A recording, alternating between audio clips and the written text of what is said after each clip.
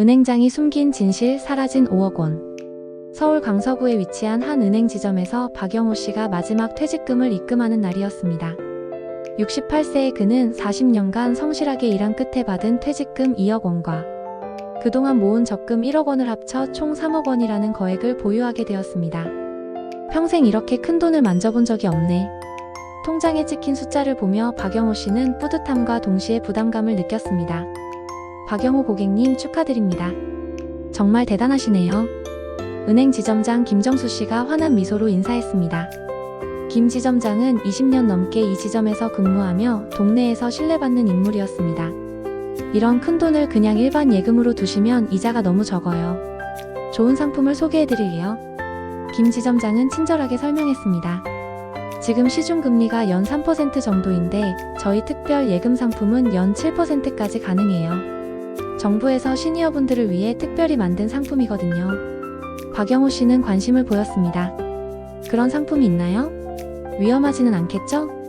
전혀 위험하지 않습니다. 정부 보증이 있고 원금도 100% 보장돼요. 다만 가입할 수 있는 분이 제한되어 있어서 평생 고객이시고 신용도가 높은 분들께만 특별히 추천드리는 거예요. 김 지점장의 말에 박영호 씨는 마음이 움직였습니다. 연 7%라면 1년에 2천만 원 이상의 이자를 받을 수 있었습니다. 어떤 상품인지 자세히 알려주세요. 박영호 씨의 질문에 김 지점장은 두꺼운 상품 설명서를 꺼내며 이건 복잡하니까 제가 간단히 설명해 드릴게요. 중요한 건 안전하고 수익률이 높다는 거예요 라고 말했습니다. 박영호 씨는 복잡한 금융 용어들을 이해하기 어려워했지만 오랜 시간 거래해온 은행과 신뢰받는 지점장의 말이라면 믿을만하다고 생각했습니다. 그럼 일단 1억 원만 시작해볼까요? 박영호 씨의 조심스러운 제안에 김 지점장은 현명한 판단이십니다. 좋은 결과가 나오면 추가 투자도 고려해보세요 라며 계약서를 준비했습니다. 그날 박영호 씨는 생애 첫 고수익 금융상품에 가입하며 노후 생활에 대한 희망을 품었습니다. 박영호 씨와 김정수 지점장의 관계는 단순한 고객과 직원을 넘어서고 있었습니다. 김 지점장은 박영호 씨가 은행에 올 때마다 개인적으로 차를 준비해주고 금융상품에 대해 친절하게 설명해 주었습니다. 박 고객님은 저희 은행의 VIP세요. 항상 우대해드려야죠. 이런 특별한 대우에 박영호 씨는 감동했습니다. 더욱 놀라운 것은 김 지점장이 개인적인 조언까지 해준다는 점이었습니다. 요즘 부동산 시장이 불안정한데 현금으로 가지고 계시는 게 현명해요. 자녀분들 교육비는 교육 적금을 추천드려요. 마치 가족처럼 세심하게 챙겨주는 모습에 박영호 씨는 점점 더 신뢰를 갖게 되었습니다. 김 지점장은 개인 휴대폰 번호까지 알려주며 언제든지 궁금한 게 있으면 연락하세요 라고 말했습니다. 실제로 주말에도 전화가 오면 친절하게 응답해 주었고 때로는 직접 집까지 찾아와서 서류를 처리해 주기도 했습니다. 이런 직원이 어디 있어요? 정말 고마워요. 박영호 씨는 가족들에게도 자랑했습니다. 특별한 신뢰관계가 형성되면서 박영호 씨는 김 지점장의 제안을 거의 무조건 받아들이게 되었습니다. 박 고객님께는 더 좋은 상품이 나왔어요. 수익률이 더 높거든요. 정부 정책이 바뀌어서 지금 전환하시면 세금 혜택을 받을 수 있어요. 이런 제안들이 들어올 때마다 박영호 씨는 흔쾌히 동의했습니다. 6개월 후 김 지점장은 더 큰 제안을 했습니다. 박 고객님, 이번에 정말 특별한 기회가 있어요. 해외 펀드인데 수익률이 연 15%예요. 다만 자격 조건이 까다로워서 3억 원 이상 투자하셔야 해요. 박영호 씨는 잠시 망설였지만 그동안 김 지점장이 보여준 신뢰와 성실함을 생각하며 그럼 전 재산을 맡겨볼까요? 라고 말했습니다. 김 지점장은 기뻐하며 현명한 결정이세요. 1년 후에는 4억 5천만 원이 될 거예요 라고 약속했습니다. 박영호 씨는 그의 말을 의심 없이 믿었습니다. 가족보다도 더 신뢰하게 된 김 지점장이었기에 평생의 재산을 맡기는 것에 대한 두려움보다는 기대감이 더 컸습니다. 투자를 시작한 지 2달이 지난 어느 날 동네 슈퍼마켓에서 이상한 소문을 들었습니다. 우리 은행 직원이 고객 돈을 빼돌렸다는 얘기가 있던데. 슈퍼 주인 아줌마의 말에 박영호 씨는 귀를 기울였습니다. 어느 은행이요?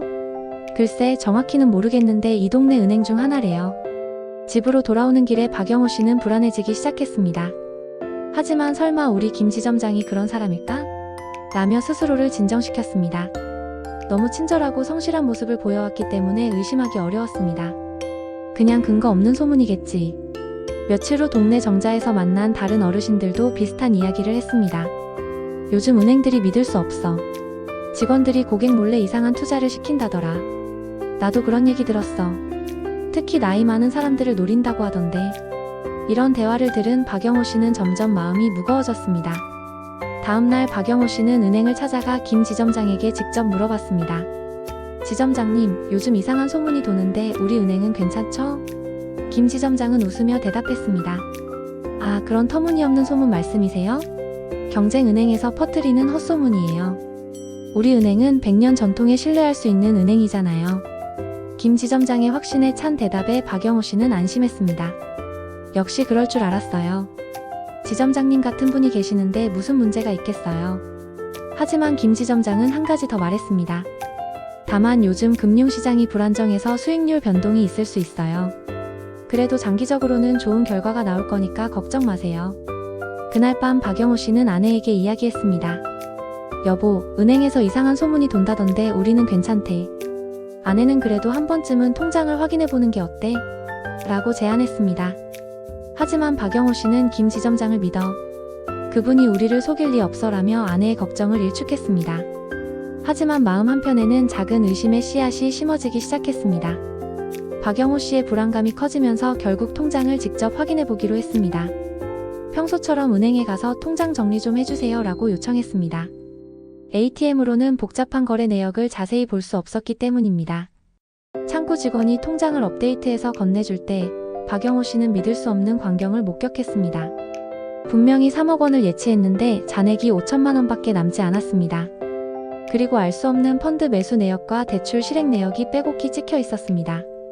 이게 뭔가요? 저는 이런 거래를 한 적이 없는데. 박영호 씨의 목소리가 떨렸습니다.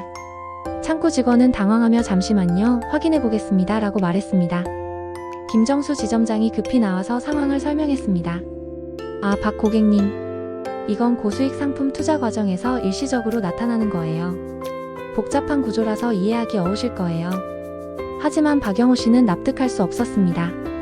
지점장님, 제가 서명한 적도 없는데 어떻게 이런 거래가 될 수 있어요? 김 지점장은 서류철을 뒤져서 여러 장의 계약서를 꺼냈습니다. 여기 보세요. 고객님께서 직접 서명하신 서류들이에요.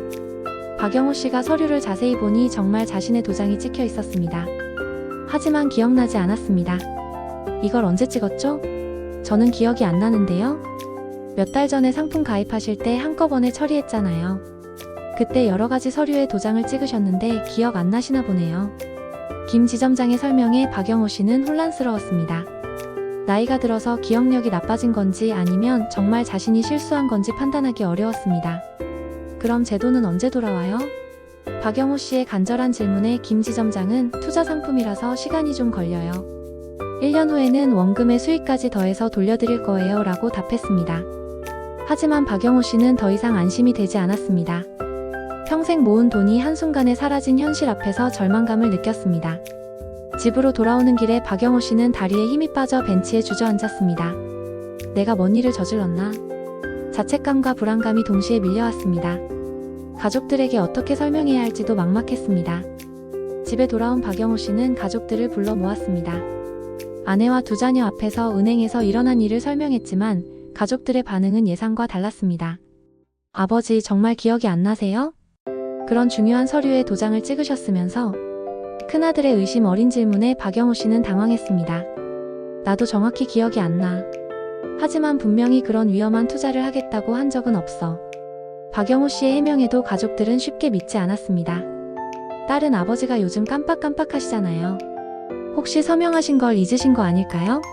라고 말했습니다. 가장 상처였던 것은 아내의 반응이었습니다. 여보, 그런 큰 돈을 투자할 때 왜 나한테 상의하지 않았어요? 평생 모은 돈인데. 아내의 원망 어린 목소리에 박영호 씨는 할 말을 잃었습니다.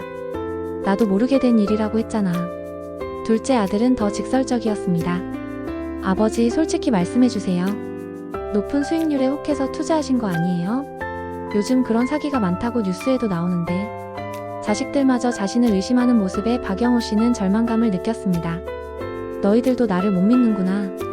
박영호 씨의 서운한 말에 가족들은 아버지를 안 믿는 게 아니라 상황이 이상하잖아요 라고 대답했습니다.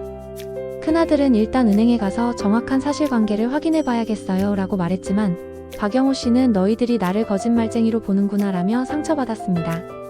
그날 밤 박영호 씨는 혼자 방에서 울었습니다. 평생 가족을 위해 성실하게 살아왔는데 정작 어려울 때 가족들조차 자신을 믿어주지 않는 현실이 너무 슬펐습니다. 내가 정말 그런 실수를 한 걸까? 스스로도 확신이 서지 않았습니다. 아내는 따로 은행에 전화를 걸어 상황을 문의했습니다. 하지만 은행 측은 개인정보 보호 때문에 본인이 아니면 알려드릴 수 없다며 정보 제공을 거부했습니다. 가족들 사이에는 불신과 의심이 깊어져만 갔습니다. 박영호 씨는 경제적 손실보다 가족의 불신이 더 큰 상처로 다가왔습니다. 평생의 신뢰가 하루아침에 무너지는 것을 경험하며 깊은 절망에 빠졌습니다. 박영호 씨의 의심이 현실로 드러나기까지는 그리 오래 걸리지 않았습니다. 한 달 후 지역신문에 충격적인 기사가 실렸습니다. 지역은행 지점장 고객 자금 수십억 원 횡령 혐의로 구속. 기사에 나온 사진은 다름 아닌 김정수 지점장이었습니다. 박영호 씨는 신문을 보며 온몸이 떨렸습니다. 기사 내용은 더욱 충격적이었습니다. 김 지점장은 지난 3년간 주로 60대 이상 고객들을 대상으로 가짜 금융상품을 판매하고 고객들 몰래 위험한 펀드와 대출 상품에 투자한 후 수수료와 이익금을 개인 계좌로 빼돌렸다는 것이었습니다. 피해 규모는 총 50억 원, 피해자는 200여 명에 달했습니다. 더욱 놀라운 것은 김 지점장의 수법이었습니다. 그는 고객들이 서명할 때 여러 장의 서류를 겹쳐서 내용을 확인하지 못하게 한 후 나중에 빈 서류에 투자 내용을 추가로 기입했던 것입니다. 또한 고객들의 도장을 몰래 찍어서 가짜 계약서를 만들기도 했습니다. 박영호 씨는 즉시 경찰서로 향했습니다. 수사관에게 자신의 피해 상황을 설명하며 저도 피해자입니다 라고 신고했습니다. 수사관은 비슷한 신고가 계속 들어오고 있어요. 피해 규모가 상당할 것 같습니다 라고 말했습니다. 박영호 씨는 자신만 당한 일이 아니라는 것을 알고 조금이나마 위안을 받았습니다. 며칠 후 피해자 설명회가 열렸습니다. 강당에는 200여 명의 피해자들이 모였는데 대부분이 60대 이상의 시니어들이었습니다. 저는 5억을 잃었어요. 저희는 집까지 담보로 잡혔어요. 피해자들의 절규가 강당을 가득 메웠습니다. 박영호 씨는 자신보다 더 큰 피해를 입은 사람들을 보며 마음이 아팠습니다. 경찰 수사 결과 김 지점장은 빼돌린 돈을 대부분 주식 투자와 부동산 투기에 사용했다가 손실을 받고 일부는 개인적인 사치품 구입에 썼다는 것이 밝혀졌습니다. 회수 가능한 자산은 전체 피해액의 30%도 되지 않았습니다. 박영호 씨는 그럼 나머지 돈은 어떻게 되는 거예요? 라고 물었지만 수사관은 현실적으로 전액 회수는 어려울 것 같다는 절망적인 답변만 돌아왔습니다. 그제서야 가족들도 박영호 씨가 진짜 피해자였다는 것을 인정했습니다. 하지만 이미 깨진 신뢰와 상처는 쉽게 회복되지 않았습니다. 김정수 지점장의 횡령 사실이 언론에 대대적으로 보도되자 사회적 파장이 컸습니다. 박영호 씨와 다른 피해자들은 피해자 모임을 결성해 공동 대응에 나섰습니다. 우리가 뭉쳐서 끝까지 싸워야 해요. 이런 일이 다시 일어나지 않게 하려며 피해자 모임 대표로 선출된 박영호 씨는 언론 인터뷰에서 당시 상황을 생생하게 증언했습니다. 김 지점장은 마치 가족처럼 저희를 대했어요. 그래서 완전히 믿게 된 거죠. 20년 넘게 한 은행을 이용했는데 설마 그 은행 직원이 저희를 속일 줄은 꿈에도 생각 못했어요. 박영호 씨의 인터뷰는 전국적으로 화제가 되었고 시니어 대상 금융 사기의 심각성을 알리는 계기가 되었습니다.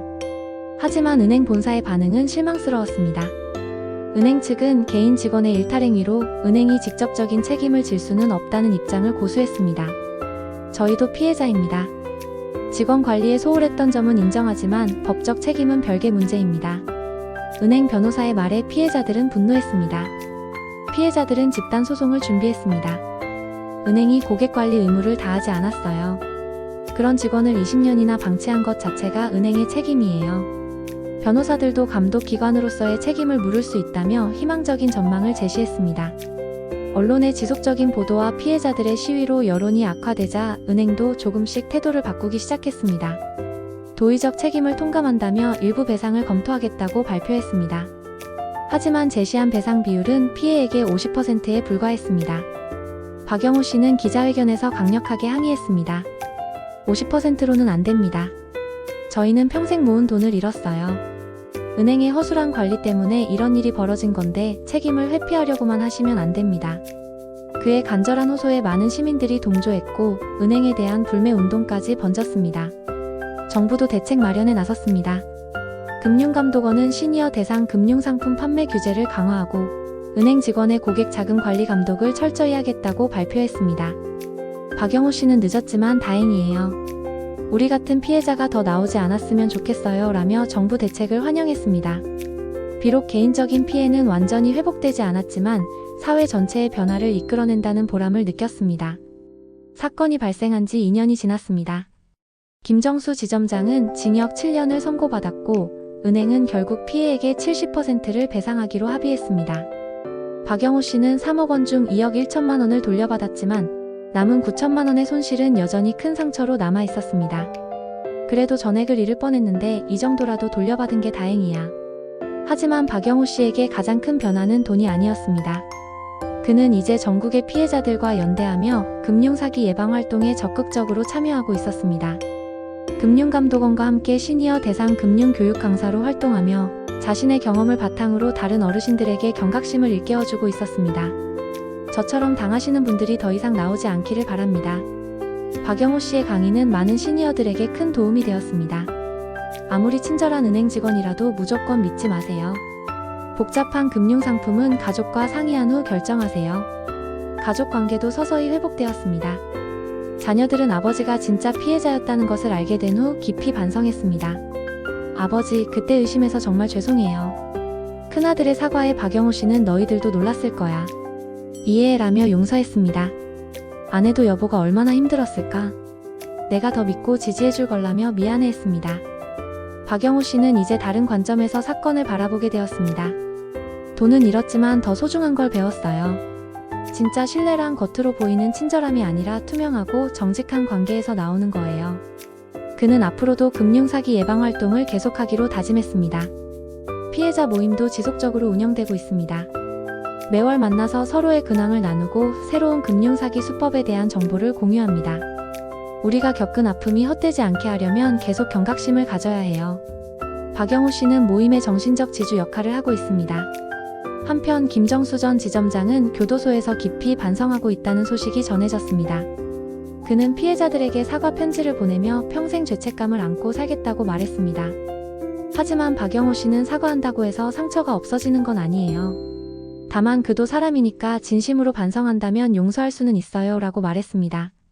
박영호 씨의 이야기는 많은 시니어들에게 교훈을 주었습니다.